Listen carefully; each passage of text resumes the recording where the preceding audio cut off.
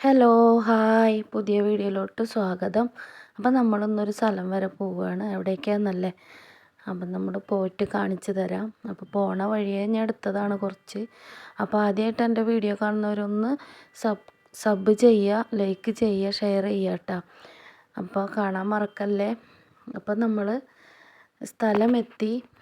അപ്പോൾ എവിടെയാണെന്നല്ലേ? അജ്മാനിലുള്ള ഒരു ചട്ടി ഫലൂദ കിട്ടുന്ന ഒരു സ്ഥലമുണ്ട്. അവിടേക്ക് പോയതാണ്.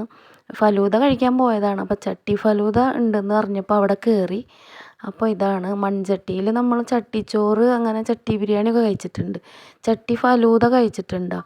അടിപൊളിയാണ് കേട്ടോ. ഒരെണ്ണം മേടിച്ചാൽ നമുക്ക് 3 ആൾക്ക് കഴിക്കാം. പക്ഷെ ഞങ്ങളറിയാതെ 2 എണ്ണം മേടിച്ചു. 2 ഫ്ലേവർ കഴിച്ചിട്ടും തീരുന്നില്ല പൊന്നോ.